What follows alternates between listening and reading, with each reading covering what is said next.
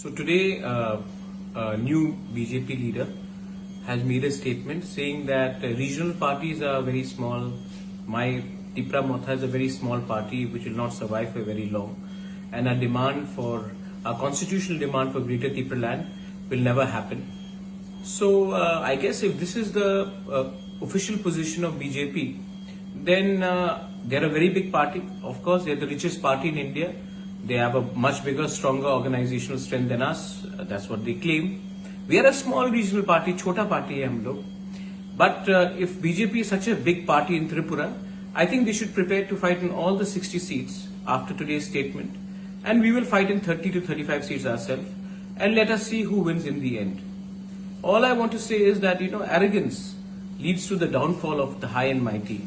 We may be a small regional player, but let me tell you one thing. We are not corrupt. We are not here to compromise, and we are not going to let BJP have it their way. If they are ready to fight on their own, well, Tipra Motha will answer them on the ground. And I don't think after such statements, there is a possibility of alliance in the future.